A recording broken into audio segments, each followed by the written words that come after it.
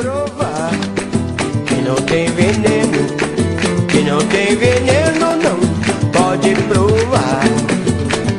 Provar que não tem veneno, que não tem veneno não, pode provar. O feijão que o mestre preparou naquela sexta-feira, eu provei, todo mundo provou, você não vai ser a primeira.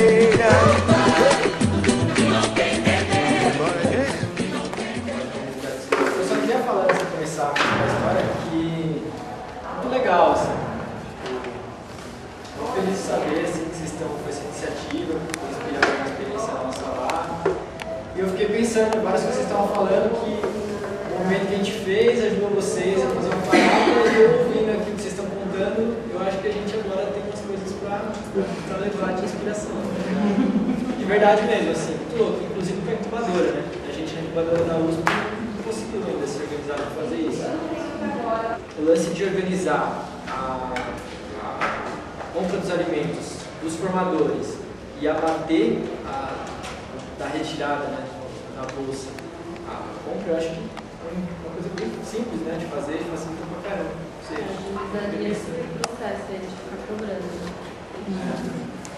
Outra coisa que eu fiquei pensando é que vocês aproveitam o transporte que já existe, que vocês vão fazer a formação lá, incubação, e já traz os alimentos, né?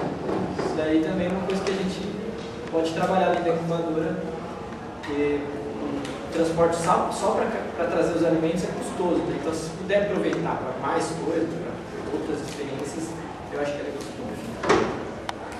Vou falar um pouco de como surgiu, né, a cooperativa. Surgiu lá atrás, em 2007, o pessoal que morava no CRUSP, o pessoal já tinha uma vivência coletiva ali, de compartilhar o apartamento, o pessoal fazia uma horta ali no CRUSP, e queria, primeiro de tudo, assim, acho que a primeira motivação ali foi de se alimentar bem. Assim. Então o pessoal do CRUSP é muito acostumado a comer no outro bandejão, aquele automático. CRUSP é moradia. O CRUSP, para quem não sabe, é a moradia estudantil lá da USP. Então o pessoal já tinha essa coisa, não, vamos buscar um alimento diversificado, mais saudável e tal, e mais barato. Então a primeira coisa foi organizar a compra coletiva da zona cerealista, né? Que tem alimentos cereais, grãos e cereais com preço menor, a galera vende de atacado e tal. Então aí foi a primeira experiência.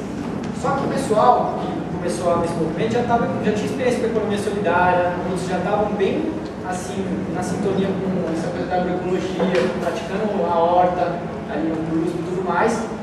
Surgiu essa ideia de juntar os princípios da economia solidária, de autogestão, as iniciativas que já existem na história de cooperativas de consumo, com essa coisa da parceria com agricultores, assim, de ter acesso aos alimentos, às hortaliças e tudo mais. Então a primeira parceria direta com agricultores foi com o pessoal de São Bernardo do Campo, que é a agricultura urbana, né?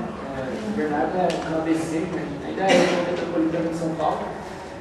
Então uma experiência de agricultura urbana.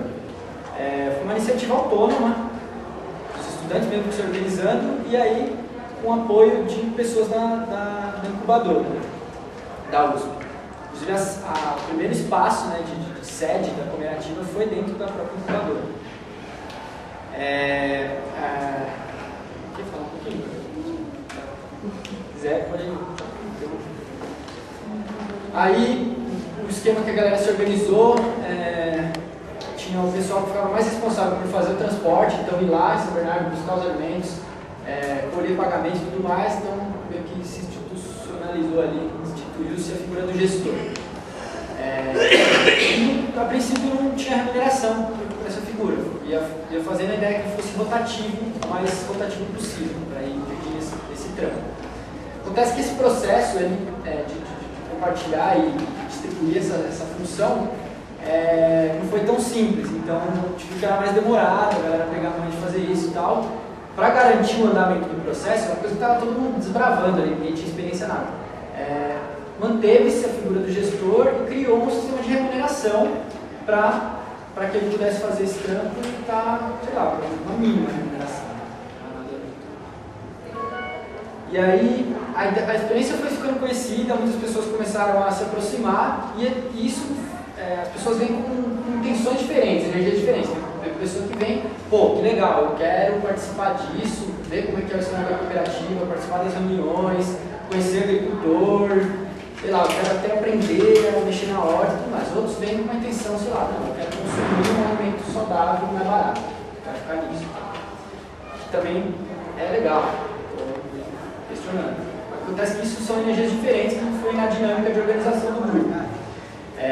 O pessoal que ficou mais responsável por fazer o trampo, da logística, dos pagamentos e tudo mais, começou a ter uma demanda de pessoas que eu quero participar disso, mas eu estou morando não sei aonde, para mim é muito difícil de ir buscar os alimentos lá na USP e tal. Como que a gente faz? Surgiu a ideia então de uma rede de distribuição de produtores e consumidores. E aí, o pessoal que já estava mais apropriado desse processo criou um empreendimento que chama Sementes de Paz. Esse empreendimento existe até hoje, para fazer a articulação entre os consumidores e os produtores, fazer a distribuição dos alimentos. Então, o formato dessa rede, eu pensava mais ou menos um esquema assim. Então, tem os produtores, aí nessa época já tinha parceria com outros produtores, não era só mais aquele pessoal de São Bernardo, já tinha bastante gente do Cinturão Verde ali, de Minas, São Paulo. Então, esse empreendimento faria a compra dos produtores, montaria cestas e distribuiria para núcleos de consumo, chamado de núcleos de consumo. Então a cooperativa, que era um grupo organizado de consumidores, se tornou um núcleo de consumo que compra os alimentos desse empreendimento de distribuição. Assim como a cooperativa, surgiram outros. Aí não sei, tinha Morada da Floresta, tinha alguns, tudo pela região aqui de São Paulo, chegou a ter bastante. Tipo esses núcleos que vocês estão falando, começou também a surgir lá, assim. Mas tinha essa figura desse grupo que fazia toda a logística, e aí começou a se caracterizar um atravessador que eles não eram. O pessoal que se envolveu nisso resolveu fazer disso o seu meio de vida, que até então não era. Não tinha outro trampo, outras correrias. Então, cara, vamos fazer isso, viver disso. Tá? E acabou que, para viabilizar o empreendimento, né, dessa maneira, por esse caminho, acabou que o preço das cestas aumentou, né, e o formato de rede, a própria concepção dos núcleos, a ideia do que seriam esses núcleos mudou. Então já não seriam tanto consumidores organizados com fins de aproximação com o produtor. Então esse gestor do núcleo de consumo se tornaria tipo um revendedor mesmo. E o pessoal da cooperativa, acho que foi o único grupo que tinha uma perspectiva mais crítica, assim, de não, nossa intenção não é essa e tal. Questionou esse formato e falou, não, vamos buscar outro caminho. Aí houve uma discussão interna. Uma das coisas que foi chave assim, para a mudança todo do processo foi a iniciativa dos gestores de tentar distribuir as funções, assim, de tentar sei lá, descentralizar essa questão. Né? Então, isso até para fazer uma própria filtragem do grupo de quem estava na intenção de participar mesmo e quem estava mais na de só comprar. E aí, então esse foi um processo meio penoso, né, de muita reunião, de reflexão e tal, não sei o quê, né? Foi 2010, Até que se chegou, não, então beleza, a gente para de comprar com Sementes de Paz, e aí a gente tem que pensar que agricultores que a gente vai buscar para fazer, retomar aquela coisa da compra direta, e aí o formato. Então assim, eu e a Fabi, na época a gente era gestor, né, a gente teve uma experiência com o pessoal do assentamento Irmão Alberta, que é lá de Perus, São Paulo do Oeste. Que foi um curso de permacultura que a gente fez lá, tinha já alguma experiência de farmácia, produtos da farmácia viva, né, pessoal de lá, que a gente já tinha realizado umas compras e tal, a gente falou, tem essa possibilidade. E a incubadora tinha doação com o pessoal de Parelheiros, o Cultivar também, de agricultura urbana, tinha incubado esse grupo. É um grupo que existe até hoje, né, aliás, Parelheiros é uma das regiões onde a agricultura urbana está bem forte, assim, várias ideias de agricultura urbana. E o projeto Brócolis lá da incubadora teve uma contribuição boa nisso. Então tinha essas duas possibilidades, acabou que a gente escolheu o Irmão Alberto, a gente fez até sentiu assim, um interesse do pessoal de lá, e aí entrou essa coisa do cálculo de sustentabilidade econômica. Então a gente fez o que? Calculou quanto que gasta para ir de São Paulo até lá, então tinha pedágio, custo de gasolina, depreciação de veículo, exatamente. E o quanto de cestas que precisaria. consumidores que precisariam estar comprando para viabilizar isso para não ficar tão caro.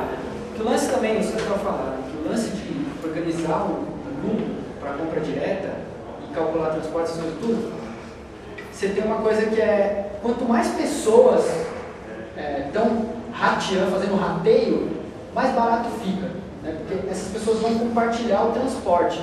É mais o consumidor chegar num acordo, claro, com o produtor de ele ter uma remuneração justa, e o cálculo de transporte, vamos supor que no caso, nossa, R$42.